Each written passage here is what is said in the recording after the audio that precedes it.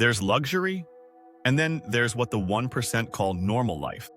While the rest of the world scrolls through pictures of paradise, they rent the view itself. Their passports are keys to silence, and their itineraries are written in secrecy. In 2026, Southeast Asia has become their chosen playground and their hiding place.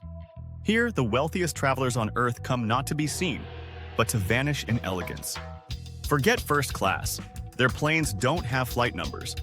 From Singapore to Samui, the ultra-rich travel through invisible corridors, private airstrips, personal immigration lounges, and islands without coordinates. These are the new borders of luxury. Unlisted, untouched, and unimaginable. Their journey begins where everyone else stops. The 1% don't land in airports. They glide into existence.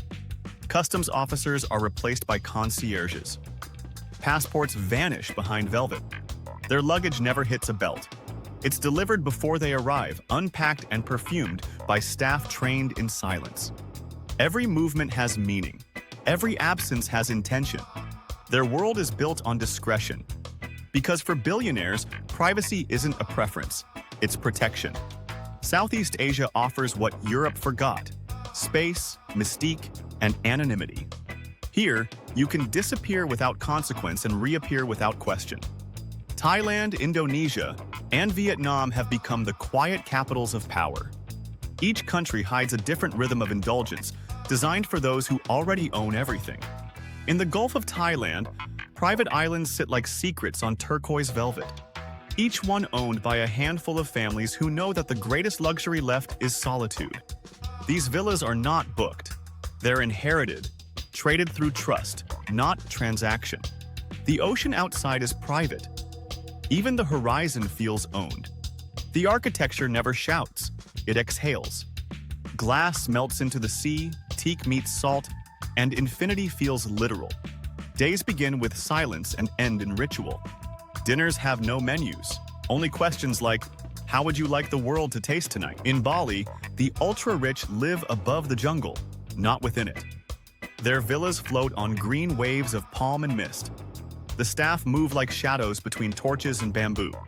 You never hear them approach. You only feel the world shift slightly, perfectly. Here, luxury isn't about having more. It's about needing less. Even time seems slower, not wasted, but worshipped. In Vietnam, the elite build their havens on cliffs no one climbs.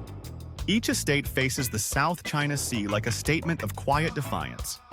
To reach them, you travel by helicopter at dawn.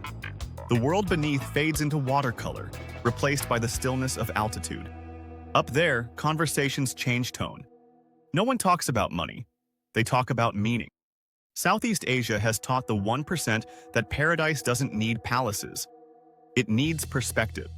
And power, in its truest form, is no longer about control. It's about calm. Because when you can afford everything, peace becomes priceless. Cambodia hides its wealth differently. It wraps it in silence and lets the jungle guard the gates. On one private island, there are only 5 villas. Each one faces a horizon no one else has the right to see. The air smells of salt and sandalwood. Even the waves sound slower here.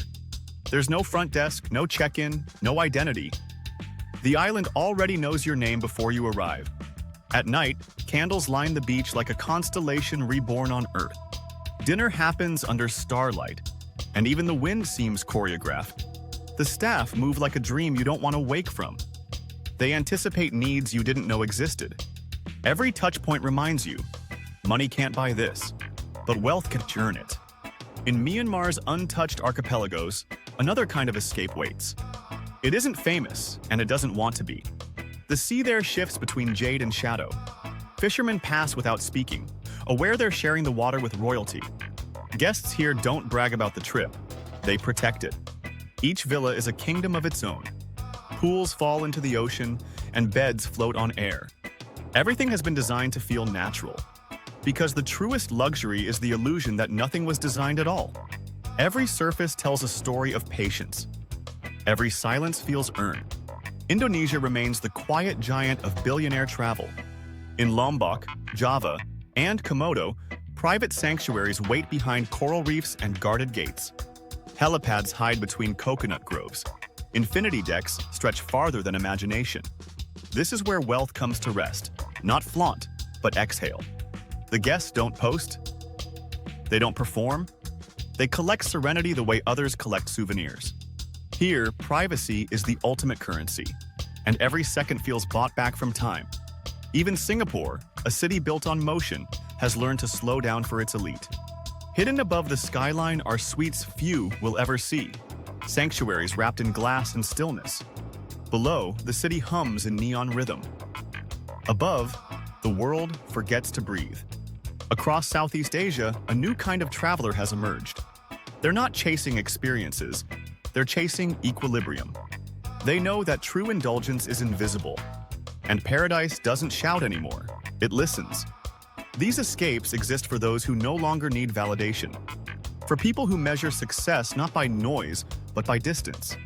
The farther they drift from attention, the closer they get to peace. Because in this world, solitude isn't loneliness, it's luxury perfected.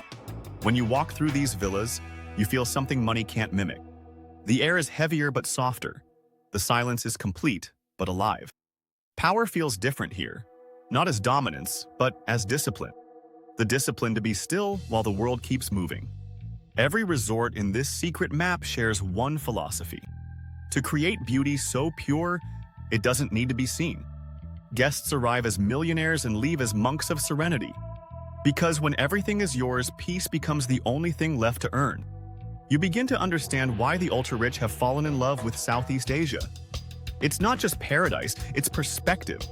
The temples remind them of humility. The islands remind them of impermanence. And between those truths lies a kind of power the West forgot existed. For the 1%, travel is no longer leisure.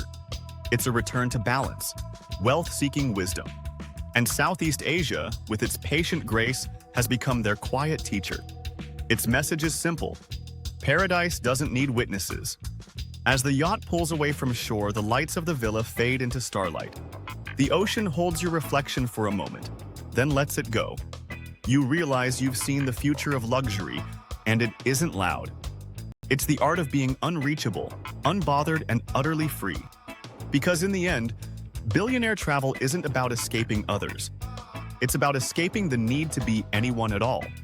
And somewhere in Southeast Asia, a single villa still waits. Not to be found, but to be felt.